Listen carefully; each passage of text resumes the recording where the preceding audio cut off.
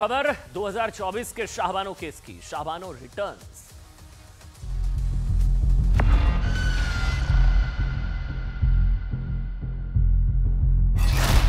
तो non Muslim जो community है उनको मेंटेनेंस मिलना आसान है as compare to Muslim community.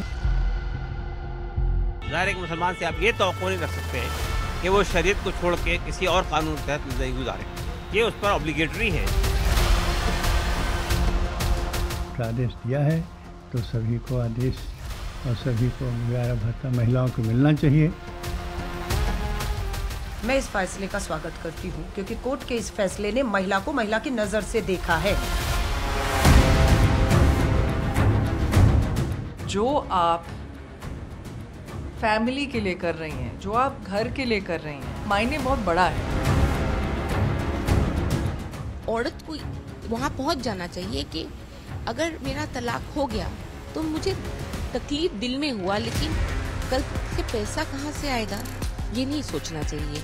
मर्दों पर एक और ज़्यादा एक ज्यादती होगी। क्यों नहीं दोगे भाई? अनलेस एंड अनटिल हम म्यूचुअली अलग नहीं हुए तुम्हें देना पड़ेगा।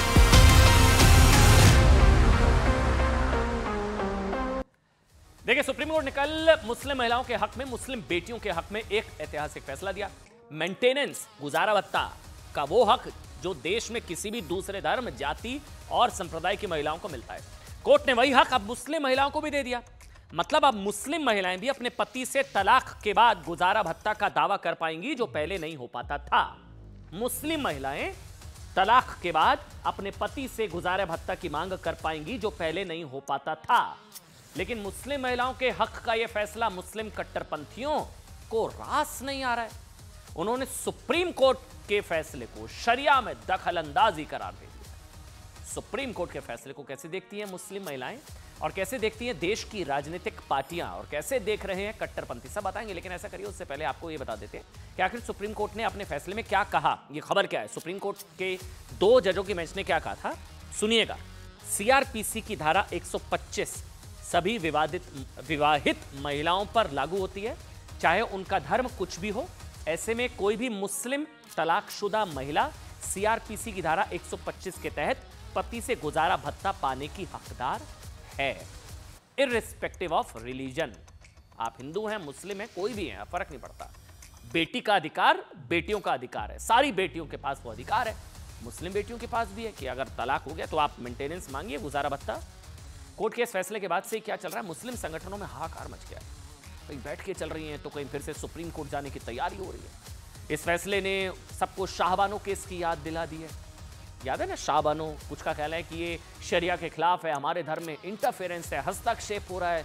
कुछ लोगों को शाहबानो याद आ रहा है, जब उस वक्त भी इसी तरह की नज़ीर पेश की गई थी। सुप्रीम कोर्ट ने 180 रुपये, 179 रुपीज़ एग्जैक्टली, 180 रुपये के आसपास शाहबानों को देने की बात की थी कि पति को देने पड़ेंगे। तब भी राजनीतिक भूचाल आ गया तो तब राजीव गांधी की सरकार ने सुप्रीम कोर्ट के फैसले को पलट दिया था। आज भी लगभग वही हो रहा है। अब आज तो नहीं पलटा जाएगा, आज तो मोदी सरकार है। लेकिन विरोध क्या हो रहा है, क्या बवाल हो रहा है, कैसे शरिया के खिलाफ है, ये है वो है, सुनिए। ये जो फैसला है वो शरीयत से कॉन्ट्रडिक्ट करता है, शरीयत से मुतादिम है। और मुसलमान जो है वो शरीयत का पाबंद है। ज़ाहिर एक मुसलमान से आप ये तवक्को नहीं रख सकते कि वो शरीयत को छोड़ के किसी और कानून के तहत ज़िंदगी गुजारे।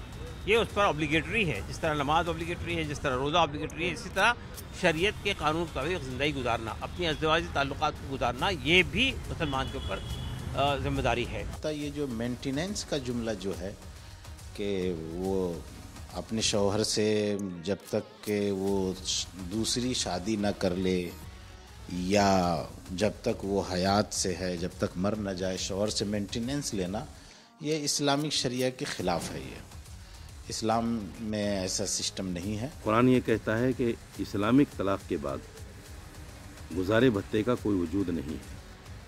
तो सुप्रीम कोर्ट को ऐसा फैसला देने से पहले कम अज़ कम मुफ्तियान कराम से या इस्लामिक स्कॉलर से रुजू करना चाहिए था। अच्छा, सीधा सा सवाल है साहब, संविधान बड़ा या शरिया? संविधान बड़ा या शरिया?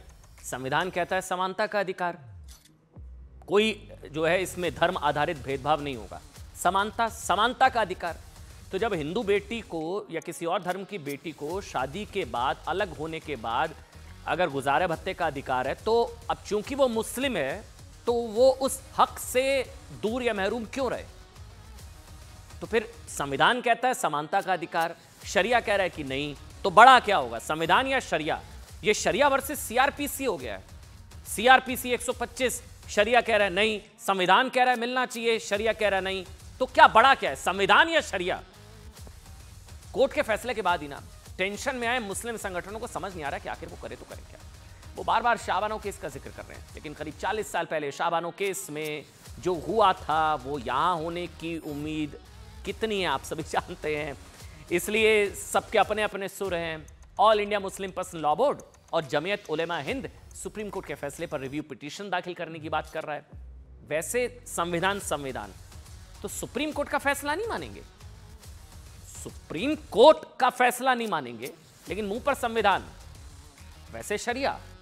वहीं कुछ मुस्लिम सियासी दलों से भी चर्चा की तैयारी कर रहे हैं और आगे क्या किया जाए, मतलब जैसे सो कॉल्ड सेकुलर पार्टीज हैं, सेकुलर, सो कॉल्ड सेकुलर, वैसे असली सेकुलरिज्म है सभी बेटियों को समान अधिकार, सभी धर्मों की बात करना, मुस्लिम बेटियों को उनके हाल पर छोड़ देना सेकुलरिज्म होता है।